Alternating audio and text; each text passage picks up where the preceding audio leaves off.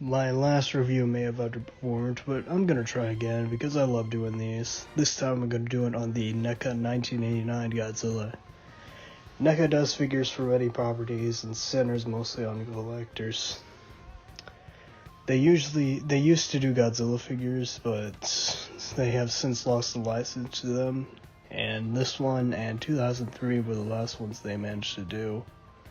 I haven't really picked up any new ones since the KTM Fire Godzilla, and I mean, they jumped up from 30 to 60 to even 100. Can you really blame me?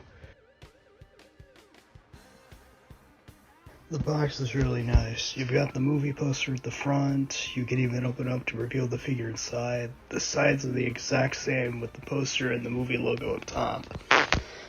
I guess it came out around the time of the franchise's 65th anniversary because it says that too.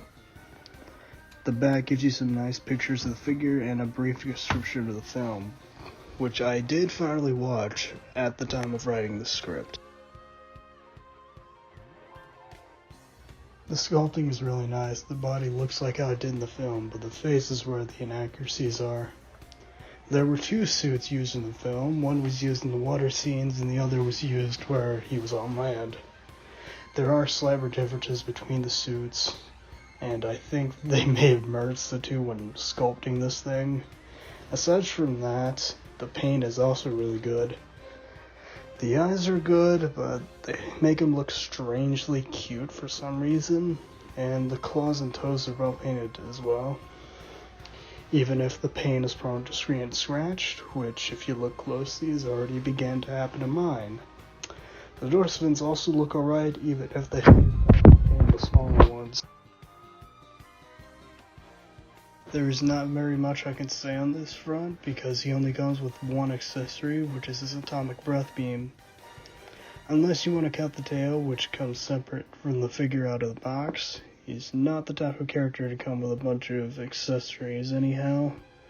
And I can appreciate them for at least giving him his breath, because like half of the figures made by them don't. Looking at the beam itself, it reminds me of the spiral ray attack from Godzilla vs. Godzilla 2, and installing the beam is incredibly easy. It is a slot in the back of the figure's mouth, and it perfectly fits the accessory. It's got just enough to do Godzilla stuff. Godzilla's not the type of character to be doing kickflips in the air and stuff like that, and this figure's posability really reflects that. His jaw's on a hinge joint and his head and neck are on ball joints, making it where he can kinda look up and look down a decent amount.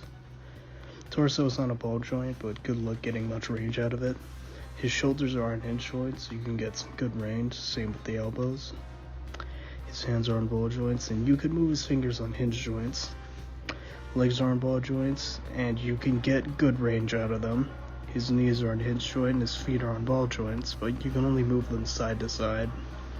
They seem to have put most of the articulation in the tail because it's extremely long and filled with ball joints. There's approximately 8 of them in the tail alone. He's approximately 6 inches tall, so he'll fit in with your other Kaiju Bandai vinyls. For some size comparison, we have other Kaiju figures, some Transformers, and some anime.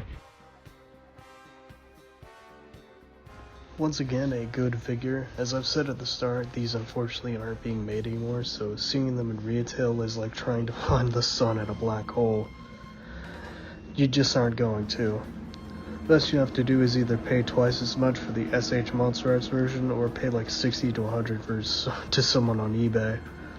Other than the price, the figure looks good and even poses well enough. This is a good note for Neca to end on with the Godzilla line, honestly. Could I wish they could have continued? Yeah, but that was beyond their control.